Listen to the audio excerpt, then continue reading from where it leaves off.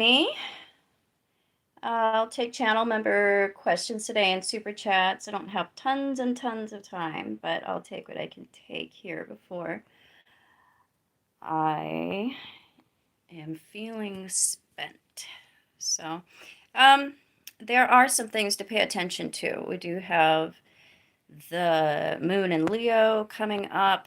We do have Neptune continuing to be retrograde. That's something that you need to watch for. Because when Neptune is retrograde, that's when things are more foggy.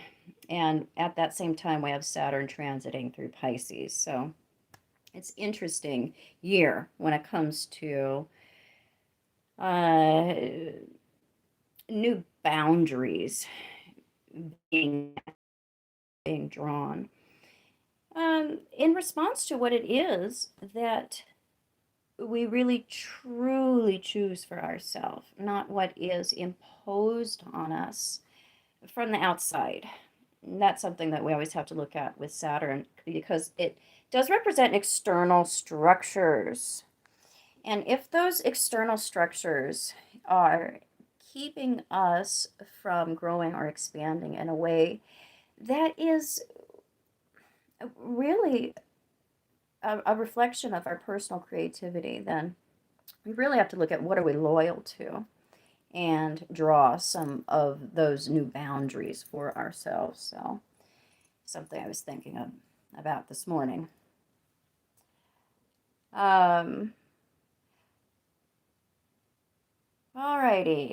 Would I recommend that we not reunite with a past lover during Neptune retrograde? Neptune retrograde is not known for putting a wrench into our plans when it comes to picking up where we left off.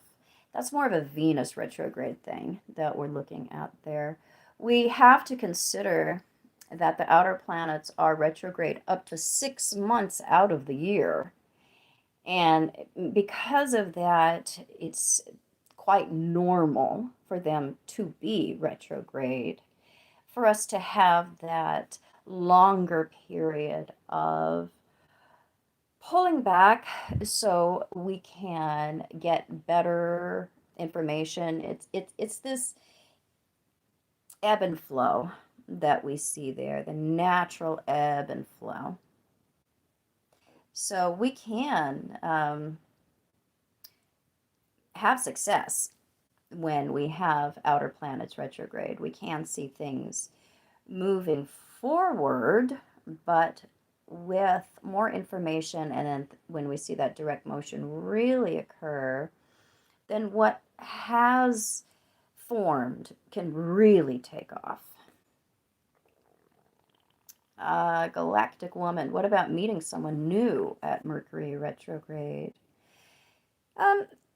It may not be something that is totally finished. There may still be clues, conversations, things to learn that you can pick up as Mercury starts to go forward. And if the relationship continues, it may be that the next cycle, when Mercury is retrograde again, that you have more clarity coming in. So we don't get all the pieces up front while Mercury is retrograde. But as it does start to go forward, you can gain momentum.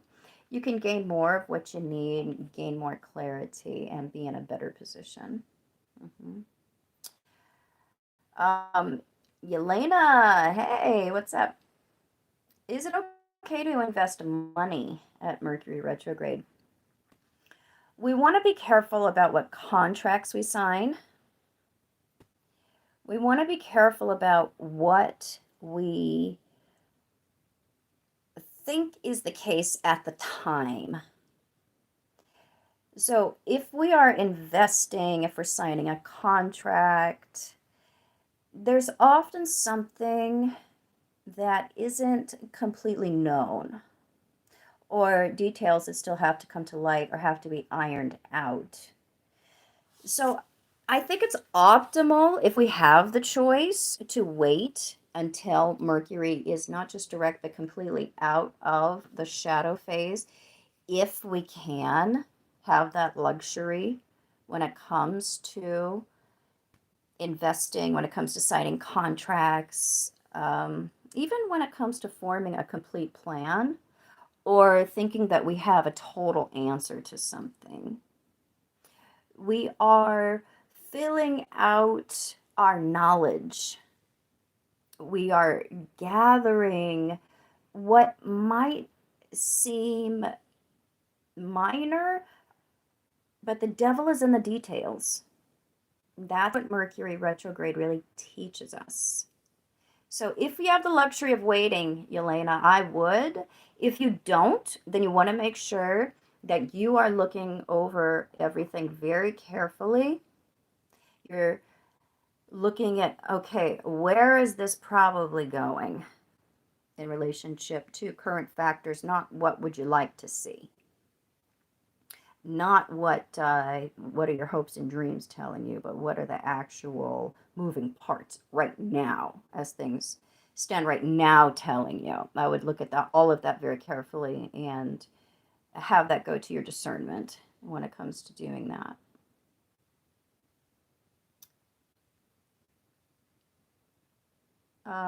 Let's see. Oh, thank you. It is Leo season. I love Leo season. August is my favorite month. It's my observation that people tend to prefer the month of their birth. Maybe not universally, but it does seem to be very, very common. Galactic woman, Mercury retrograde will be on your Leo ascendant. It will also be affecting me as well. I'm looking forward to it. I like having enough information to feel that I can be really confident in making a decision. So Mercury retrograde can be frustrating because we are spinning our wheels backwards a little bit, but we have to realize that if we don't have enough of the details, if we haven't filled in enough of the gaps, we may be taking a leap of faith. And that's good, but we probably don't have every tool in our toolbox that can give us the best chance of having success.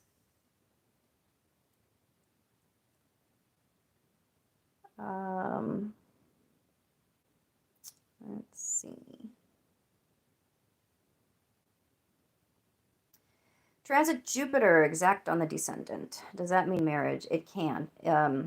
Transit Jupiter on the descendant, transit Saturn on the descendant are both markers that we look for the formation of very consequential relationships, partnerships, marriages.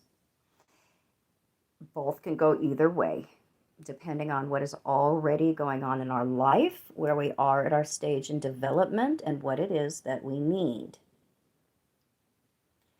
So Jupiter on the descendant can be just as much involved in a divorce or a separation or an ending as it can in a beautiful, hopeful new beginning.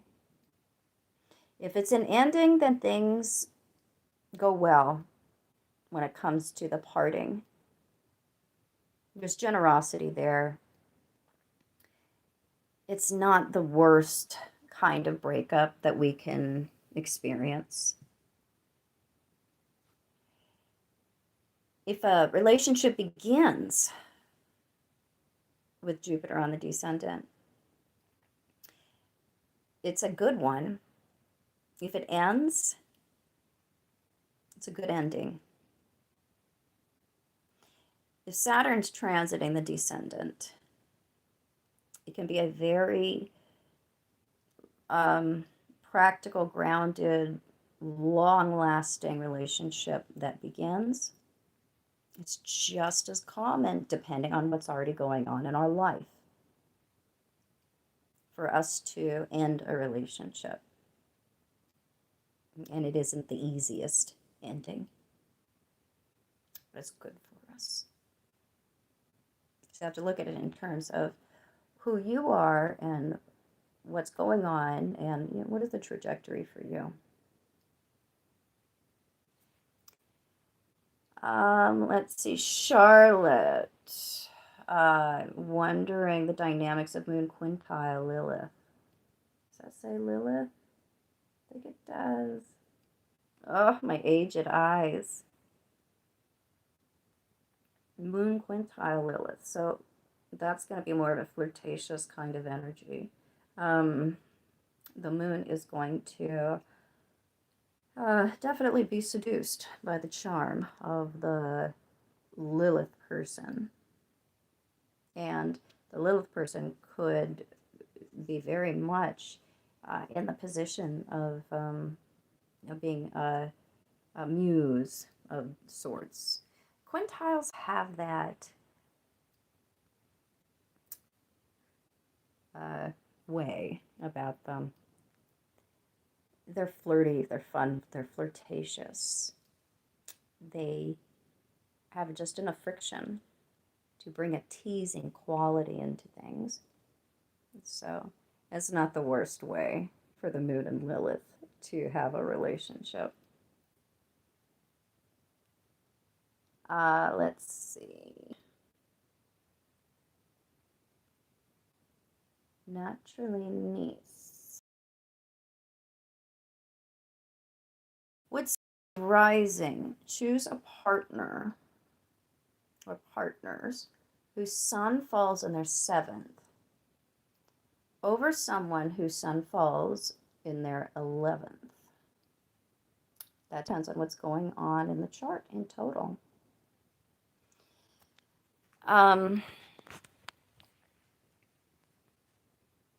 There's not enough information to say that the 7th or the 11th would always be the preference for Aries rising. We have to look at what is going on with the moon, what's going on with Venus. What are our romantic and emotional needs?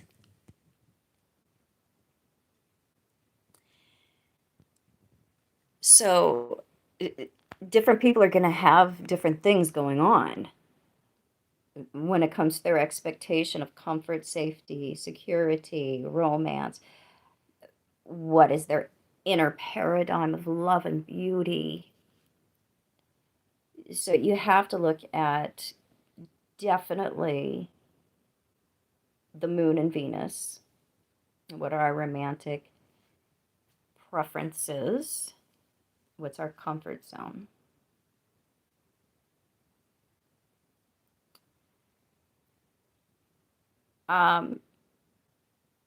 It's a natural affinity anytime anybody's sun falls into our 7th. Most planets that fall into our 7th house, doesn't matter what the rising sign, we will see that planet, what that planet represents in that person's personality, how that person goes about expressing that planet. We will see that as very much in tune with what we are looking for in partnership, in partners.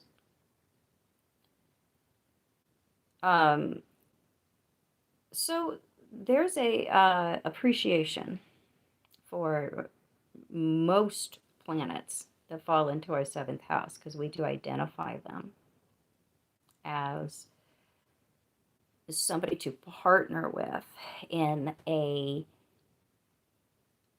way that allows us to express our shadow side, or the parts of us that we naturally learn about through projection or reaction. Very different than having planets, someone's planets falling into our 11th house, where we do not have that emphasis on the shadow. It's an emphasis on communion. It's an emphasis more on friendship and love and appreciation for each other that is beyond the scope of jealousy or beyond the scope of possession. And so we're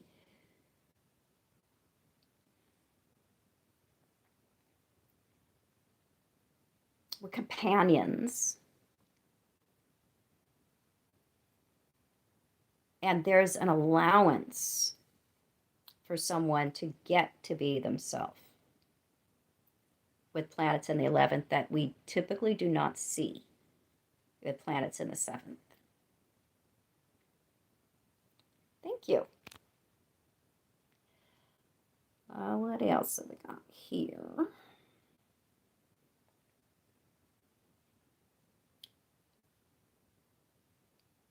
La Petite Planète.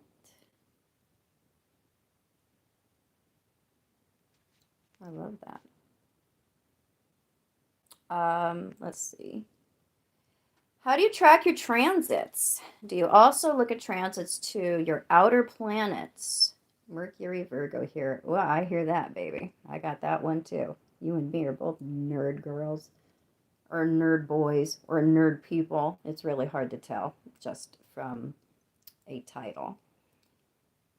Nerd people. How do I track them? I look first for what is going on to outer planets. What are the big cycles? I want to know what those are. What is Pluto and Neptune hitting? Anything? Some years we're in the Goldilocks zone and we don't have any Pluto or Neptune transits. Other times we can be under assault for quite a long time. So look at outer planet transits. And then I look at the social planets. My Saturn transits, Uranus transits, which is, yeah, I guess I'll consider Uranus more outer planet because it does take a full year usually to complete. It could even be 18 months, a total Uranus transit. So then I look at the social planets. I want to know what is happening within the scope of, a 1 year time span. So outer planet, outer planet, outer planets will show us what's happening within like a 5-year time frame. Neptune and Pluto. Pluto's really a 5-year total event. 3 years peak. Neptune, a total 3-year cycle, 2 years really peak.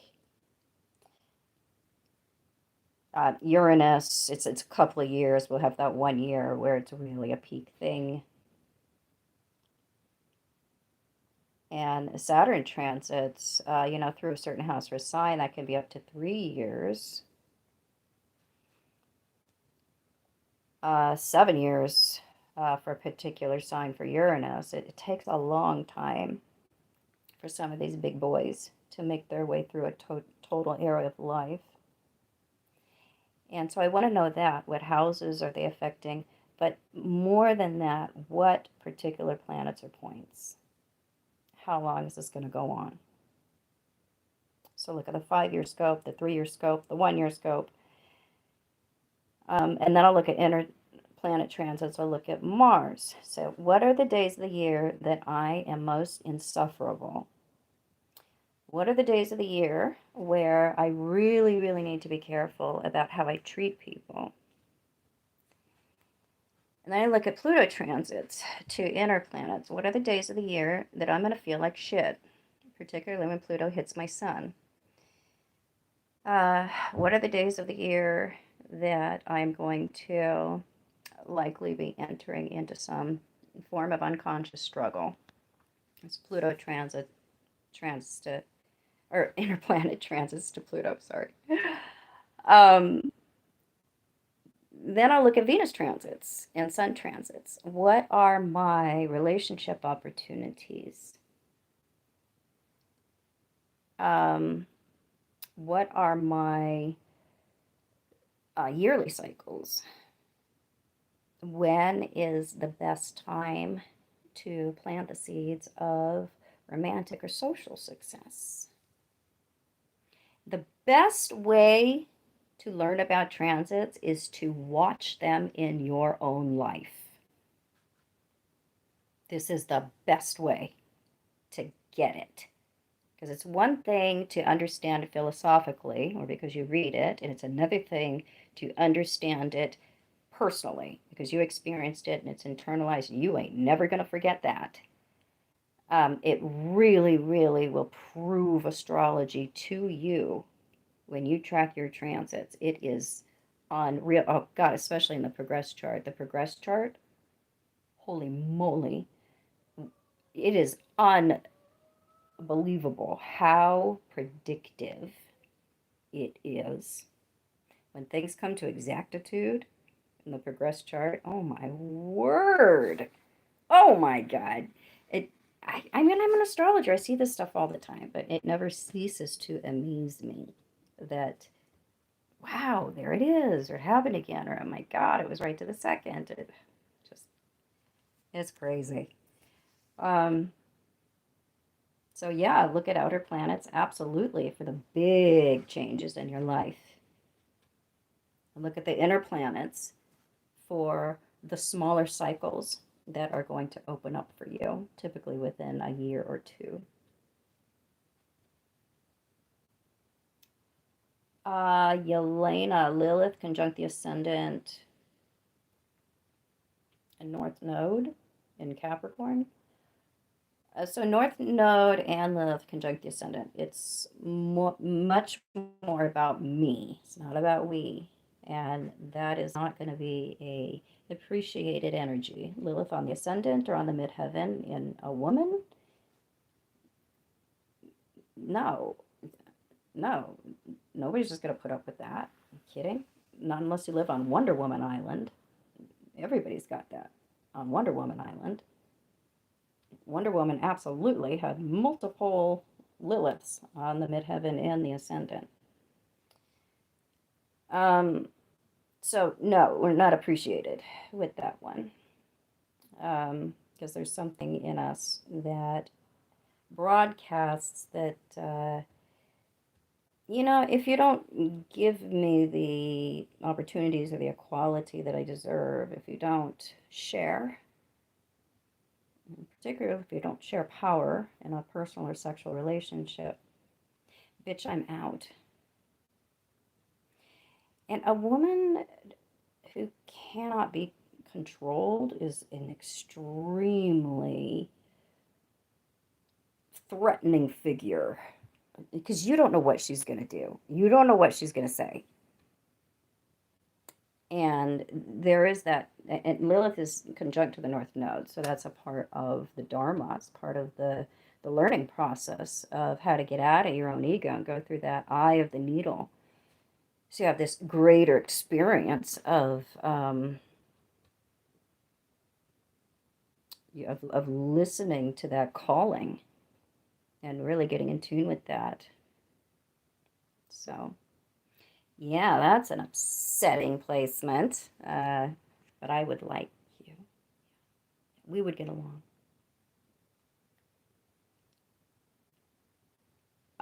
Charlotte. How hard is a semi-sextile transit from Pluto to the moon compared to a square of the conjunction?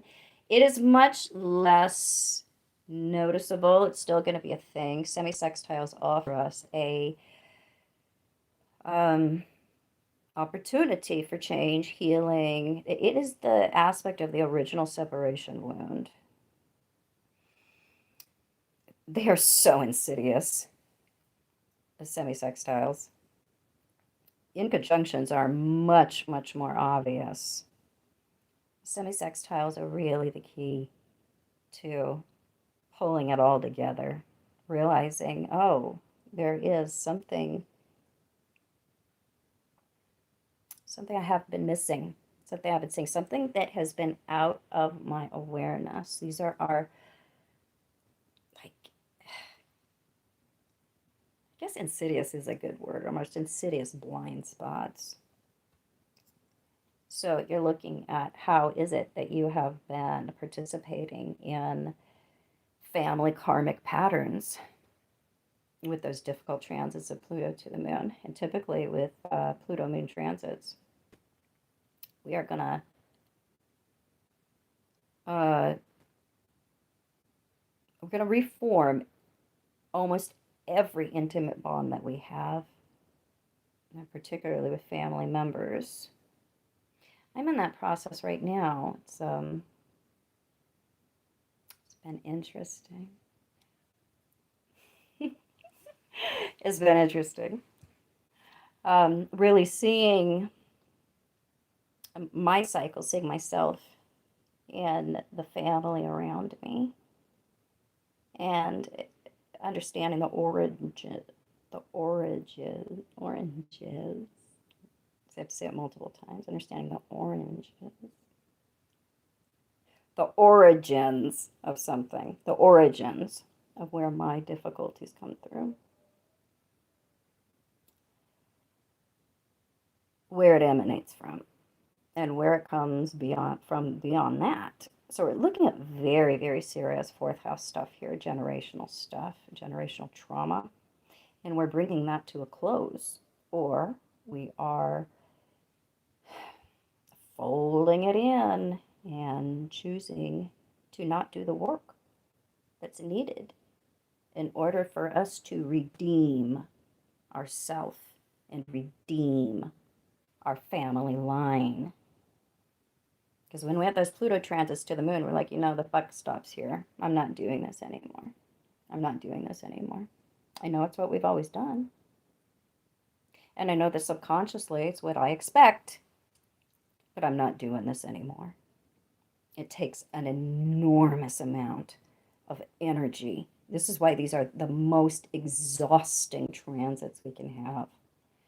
Pluto transits to the sun and the moon, the hard transits, they're exhausting because we are doing such an enormous amount of generational healing, purging, feeling, reconnecting, regenerating parts of us that we have murdered, dealing with self-abandonment, trauma. This all comes to the foreground. It has to be sifted through. You cannot get out of it. You cannot get out of it.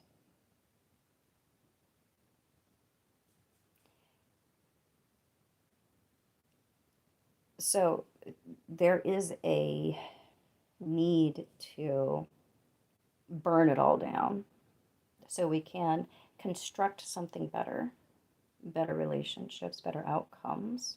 The semi-sextile is going to bring that up, but it's not going to be as in your face. So look closely at how it's showing up for you. Really look closely and try to notice what it is that you don't know, that you don't know.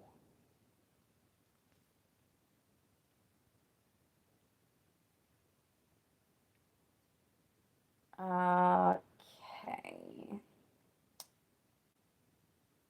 Angela, your crush, male friend, is a Venus in Scorpio and Mars in Virgo. What to do with him?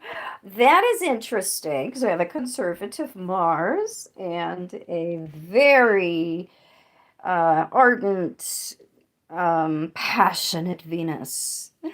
A few of us have those kinds of issues. I am similar. I have conservative, nerdy Mars in Virgo and a more passionate, romantic Venus in Leo. It does give us an interesting problem with pace and understanding how to correctly pace ourselves and interact with partners in a way that makes sense. So when we have those interesting differences, it can be a learning curve. Now, you do have something that can work in terms of the relationship between those signs. But you have to really understand how somebody loves and what they need in terms of affection can be so different from how they then pursue something. And we have to really understand how there's a disconnect there and how they can be so easily misunderstood.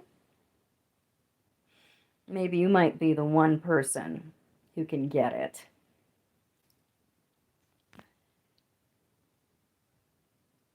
I love you too, Yelena.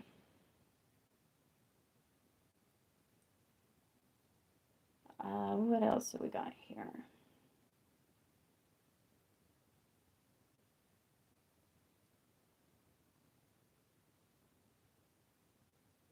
Charlotte, Pluto, sextile the moon is coming again due to Pluto retrograde. So is it a redo? Things that have been missed? Well, in retrograde, yes, there's always that gathering of power. And in this case, we stew. When Pluto's retrograde, we stew. And then we act on it after that forward motion. But it is a sextile that's so much easier than dealing with the hard aspect. It's much more simple to identify what needs to be let go and be able to find the cooperation, be able to find the people around us, the community, the friends, the siblings, the support to get us through this. Very different from a hard transit where we pretty much end up cutting ties with everybody and we're just left bleeding and have to heal ourselves and are usually experience a huge amount of poverty along with that. That doesn't happen with the easy aspects. We might even gain in a certain amount of resources. And we do have the aid and the help there coming into us. So, yeah.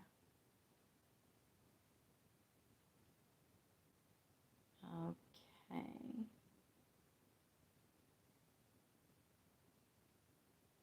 Let me see if there's anything I forgot up here I didn't get to. I'm going to wrap up here in just a couple minutes.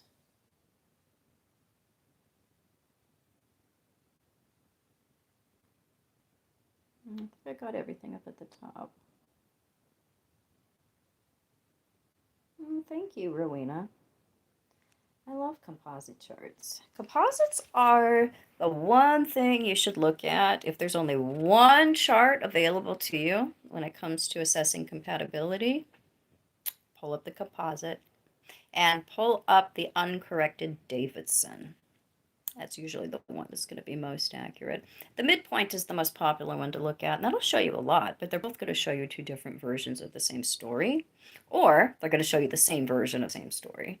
It depends on the math, but sometimes you can look at two different composite charts and they will look dramatically different. Once you look at enough, you understand what it's saying. You understand that you understand the similarities, you understand the gist of it, and what each one is offering you in terms of explanation of triggers and what's going on in general. So composite charts are what we bring out in each other, what we turn into as a result of being in relationship with the other person.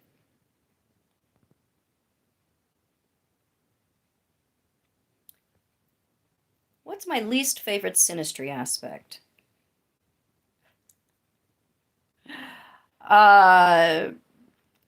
My worst, well, synastry.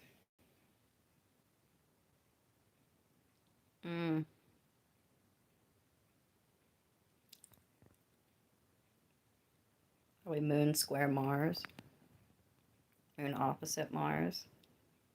It can be very difficult, passionate, but very difficult. Um, Squares from Pluto to the Sun. It can be really hard. Squares from Mars to Pluto.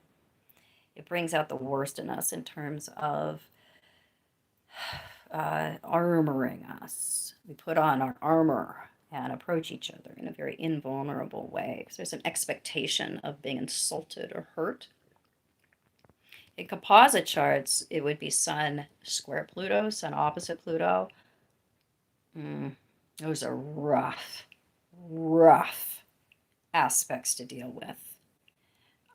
Mars Pluto squares can be very difficult too, but you can survive those easier if we have other good things that are connected to it. But I think it's really a difficult situation when we're attracted to somebody and we bring out qualities in each other that scare each other. We bring out qualities in each other that cause us to relate to each other out of fear. Or we bring out qualities in each other that prioritize winning over harmony or love or cooperation.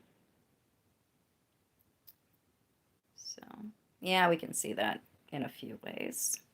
I also do not like to see hard aspects from Sun to Neptune, especially the square. In particular, Sun-Neptune squares are very difficult to deal with. Yeah, there's a few. I could go on forever. That's a loaded question for me, sweetheart. Let's see.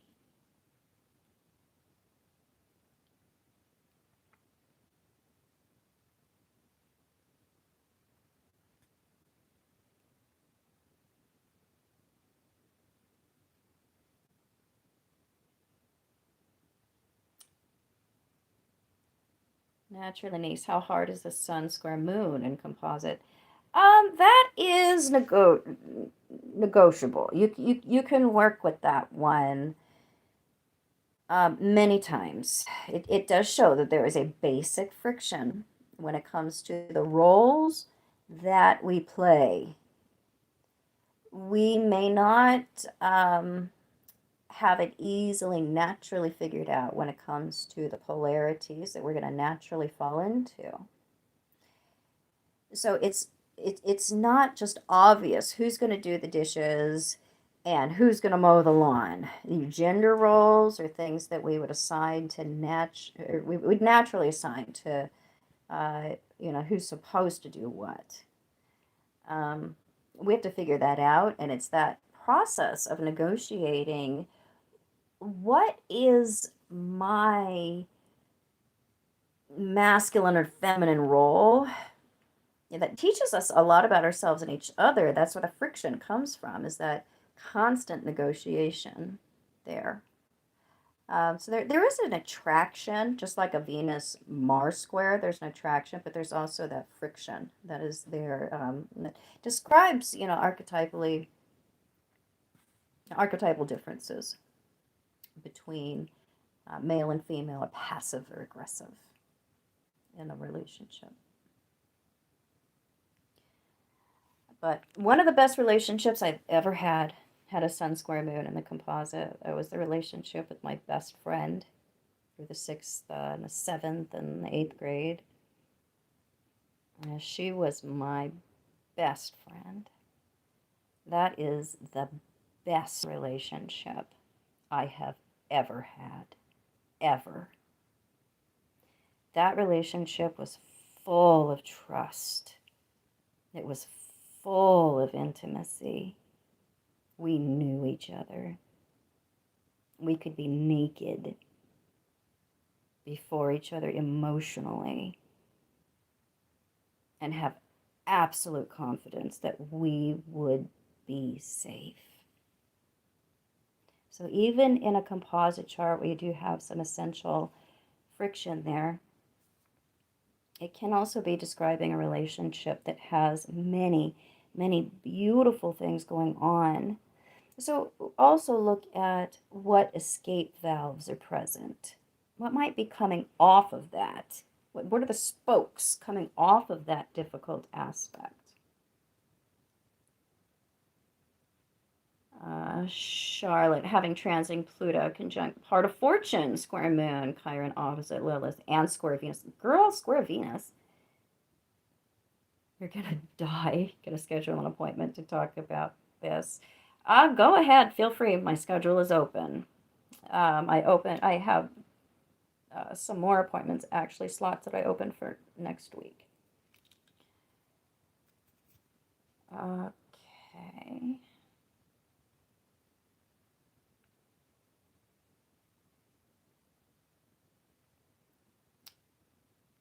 Natasha.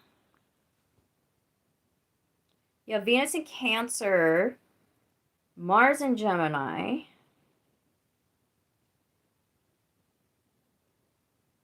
Jupiter in Gemini, all in the 12th. Confused with how that plays out with current Mars and Jupiter in Gemini. So Mars is transiting right now through that sign.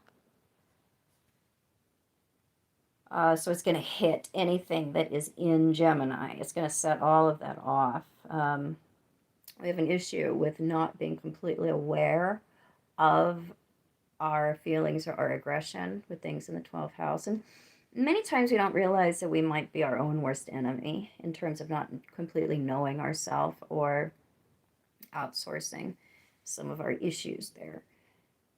So there will be an eruption when Mars transits Mars.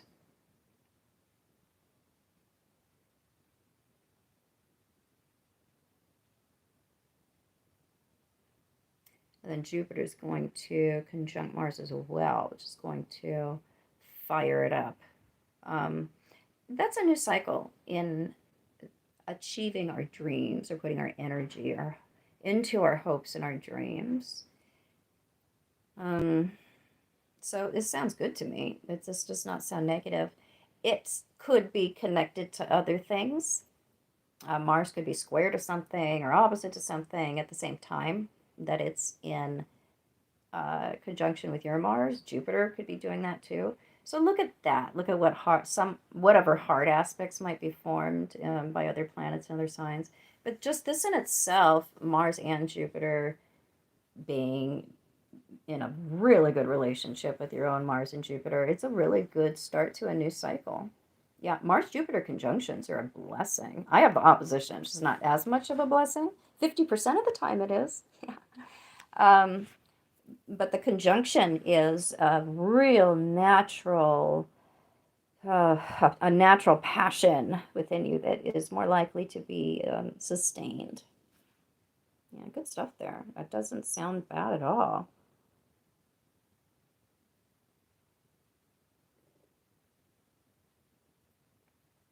Okay.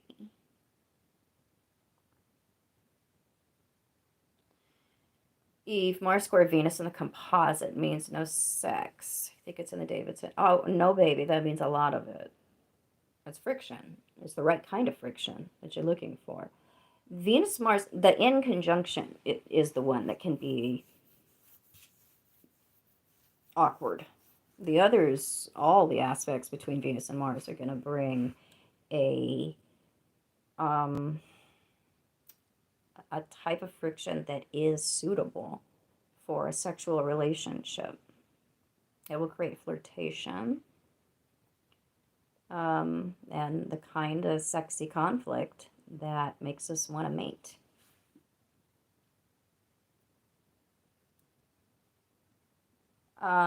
Which natal aspects do you think are hard to work through? Hard aspects between Sun and Pluto first, because we have Eros and Thanos right next to each other. We have life and death in aspect to each other. Those are the hardest to deal with. Those are very, very difficult too. Moon-Pluto aspects, because of the depth of our emotional pain and our trust issues. Oh, difficult. God, difficult aspects from most outer planets to the ascendant, Neptune in conjunct the ascendant. God, I gave a whole hour lesson on that one once. Again, this is something where I don't think I can just say a few, because if I open up this jack in the box of personal opinions, I'm going to give a 3-hour lecture here. I would say inner planets to Pluto first. It could be very, very difficult to deal with. Take the longest for us to heal from.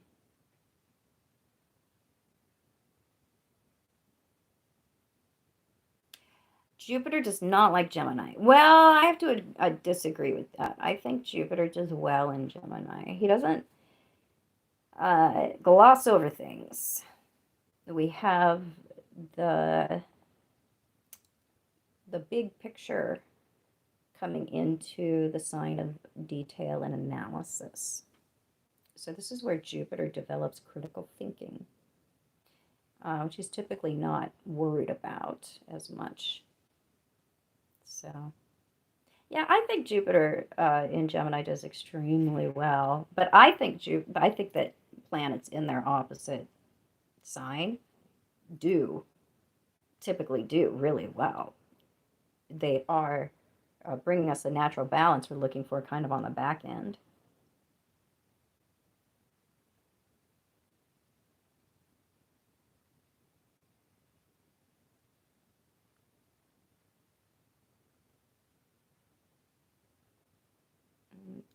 Okay, what else we got here?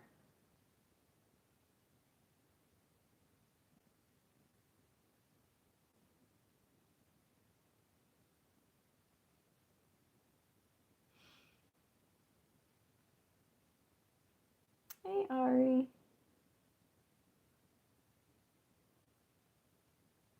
I'm just looking through. Let me see. Do I have a comment about composite sun in conjunct to Jupiter?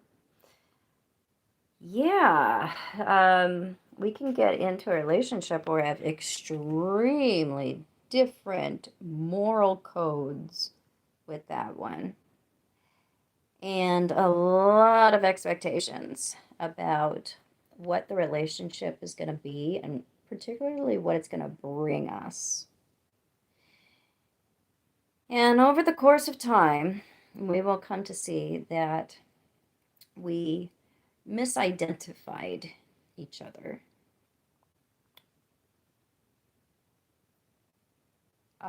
When it came to being the person that was going to be able to be the fulfillment of our hopes and our dreams, that they were going to be the one that was going to bring that to us or provide that for us. There can be a lot of disappointment with that particular in conjunction when we realize that we are going to have to make our own dreams come true. Some relationships don't survive that because we will see the other person as a disappointment, or that we signed up for something and that they didn't deliver, and frankly, it's not somebody else's responsibility to provide us with our hopes and our dreams. Sometimes with certain combinations, that's just going to be a natural consequence of a relationship. Just what we produce between each other is going to be something that is in tune with our hopes and our dreams. But this is an aspect where we're really expecting that they facilitate that, or be that, or bring that. We expect to be gifted with it.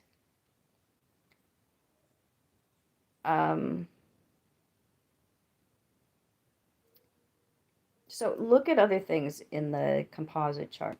If there are very good things going on, and we do have a high degree of compatibility in other places, this could be a minor fall from grace. And we can recalibrate and realize that, okay, well, I had some expectations about you and hopes and dreams in the future and how easy that was going to be. Um, and then that was going to be given or provided. Uh, but we have all these other really good things going on, so I can get over it. And it's at that point that we really can really be. This is the weird part. We can be the person that can fulfill those hopes and their dreams, those dreams that the other person really wanted for us. We were so sorely disappointed that we couldn't provide, because now in our disappointment, we share those things. We air those things. We make it known. What was that expectation? What were the presents that I wanted to receive?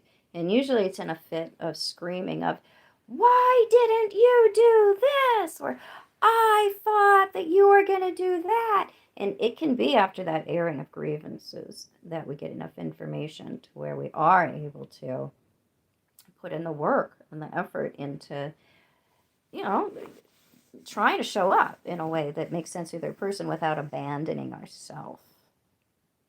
We have to achieve that balance there. That's a really pesky aspect to have in a composite chart. It takes like a superhuman forgiveness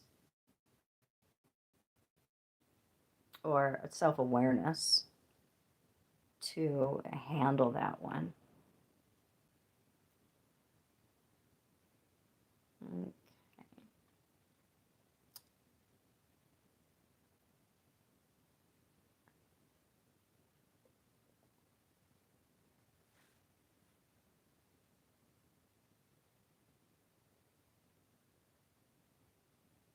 Okay. Yes, Natasha, I do family charts. Yep. I look at mother and daughter dynamics between family members all the time. Mm-hmm. What's more important, the composite or Davidson? They are both composite charts. So there's the midpoint composite, which is the one that you're probably used to looking at. And then there's the Davidson composite. They're just using different methods of calculation to arrive at the same conclusions. Both are valid. If you have to choose just one, look at the Davidson. But I look at both.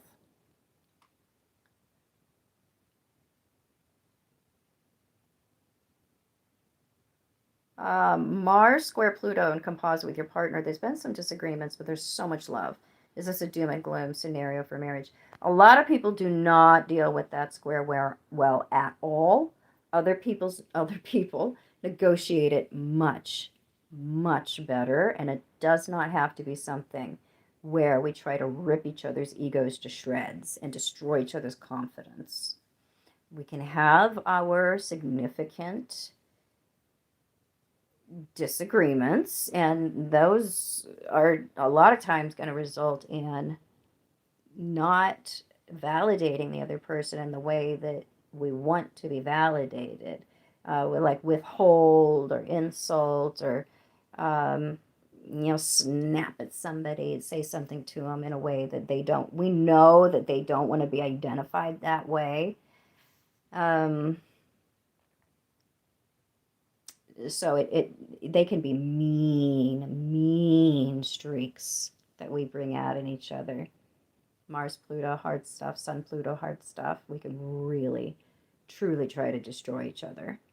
But I've seen some relationships that have negotiated the square, in particular. I think the opposition's worse, but the square between Mars and Pluto relatively well, to where they didn't feel like they were breaking each other down in abjectly toxic ways. There was a certain amount of breakdown there, but it was more through a conscious a conscious expression of boundaries. There's a saying I like to say. This one is very, very descriptive of Mars Pluto squares and composites. Someone can put crap in your cup, but you don't have to drink it. We forget that with these difficult aspects between Sun or Mars and Pluto in composite charts. We're like, you put crap in my cup. Now I have to drink this? What are you trying to do to me? What are you trying to do? Let me get out that straw and gotta stop this. Stop. We go crazy. We just go crazy on each other. And really, if you back up and look at it like, okay, you've insulted me, or you've done something to me, or you've trespassed against me in some way, you put crap in my cup. So I am not going to pick that up. I'm not going to drink that. I'm not going to respond to that in a way that justifies me being super angry about it. And now I'm going to put crap in your cup. What do you think of that?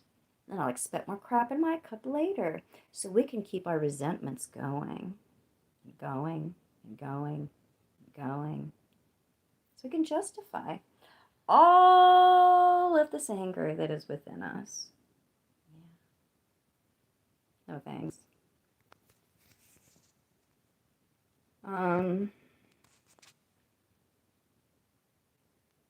Okay, I think that's it. As for member questions and super chats. If you have a super chat left or if you have a member question left, get it in now because I'm going to wrap up here. Sun opposite Lilith in the natal. That's something where we're experiencing some pushback when it comes to our personal expression being something that brings a certain amount of friction from the environment around us. We're going to see others as disempowering us or not allowing us to fully express that Lilith need for asserting our equality no matter what the consequences, asserting our need for equality no matter what the consequences, even if we are estranged or ostracized or judged. Still got to be me. That's the thing with Lilith. She would not accept what she knew that was less than she deserved. Naturally niece, last question. How important is Juno? None of the asteroids are critical. This is the subtext in the main chapters of our lives. These are details. The asteroids do not change things. They give us more information, more details about expectations, behavior, outcomes. Juno is significant in that it shows our style of relating to another when we are in the confines of a commitment. What do we do when we're already in something? What is our style of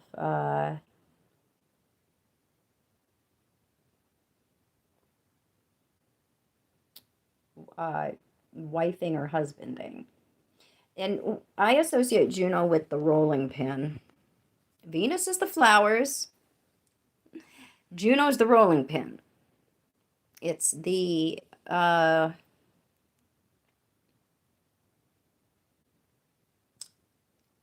realistic attitude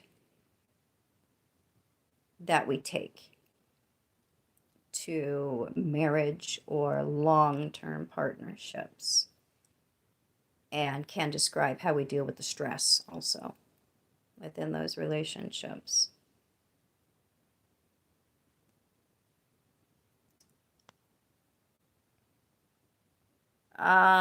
Roma, let's see.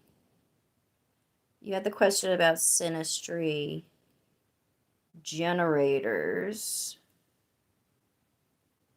that show an aspect one way, but do not the other way around when flipping the chart. I don't think I understand the question. The other question I got is synastry generators, astro gold specifically. I have that one too. That show an aspect one way, but not the other way around.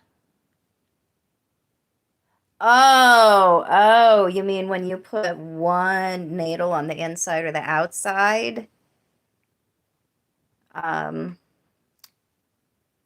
It I wonder if it is showing it. It's something that your eye is not catching. I don't mean to blame you for what you're seeing there. I'm wondering if it's a discrepancy first in how you're reading it. I've had that happen to me before when I've looked at certain programs. Just not realized that it was that something was there. I just wasn't seeing it. So make sure that it's not a human error first. So I don't know. I would have to look at that program myself. I have to see it. I can reload that into my iPad and see what it is you're looking at. And then you can hit me up the next time that we talk and I can give you an answer. But I think that's something I'm going to have to actually eyeball myself. In other programs, it's very easy to see the aspects between. I would use astro.com. That is the best program that exists.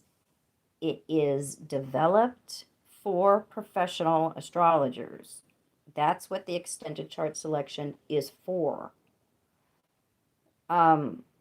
It's the most accurate program that I know of and has so many options there. Interesting. So it shows a Pluto sextile one way, but not the other way in the grid. So I don't have an answer for that. I don't think I can answer the question without looking at it and seeing what it is that you're seeing. But just use a different program, sweetie, if it's making it hard for you.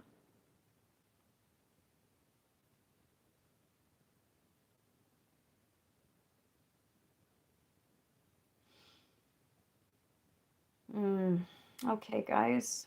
Sun Dancer, I'm reading your question here real quick.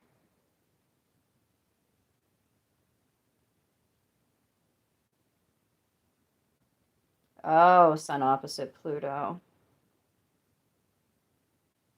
And Pluto conjunct Venus. So it looks like when you started to assert yourself, when you started to come out of those disempowering patterns that are really set in place early in the relationship, out of jealousy or fear.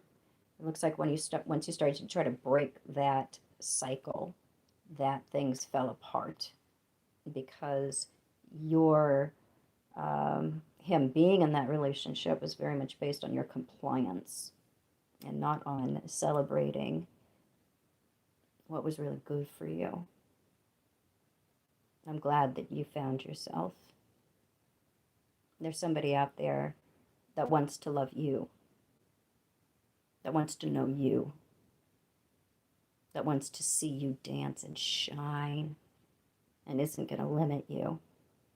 So they get to keep you and feel better about themselves, even at the cost of your happiness.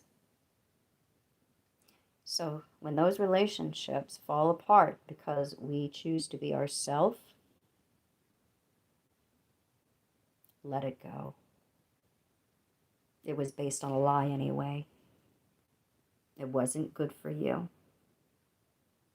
It was there, well, it served you. But as you became more aware of who you were and what you needed, you outgrew the relationship. And there's somebody out there that's more compatible with you now. Somebody that wants the kind of relationship that you want.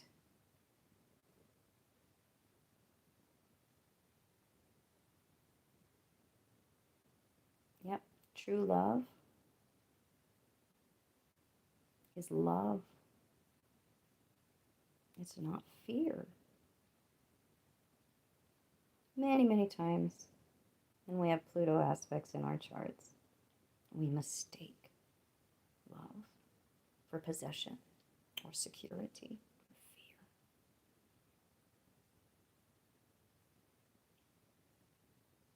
But as we grow, we release, we relax, we learn. We can learn to trust.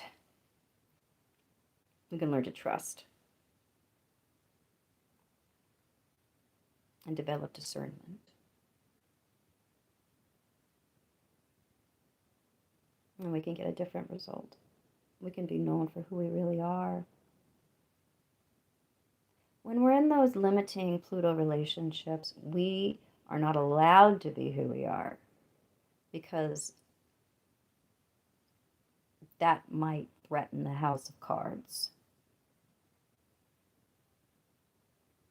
And when that authenticity erupts, there will be great consequences for it. But it's worth it. It's worth it.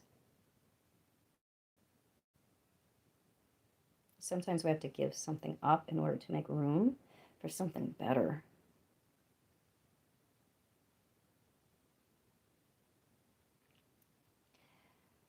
Alrighty, guys. I am going to wrap up for sure at this point.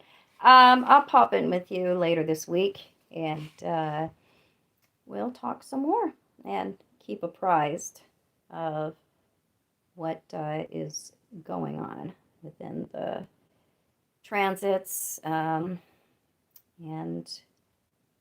when it comes to the themes that we're experiencing.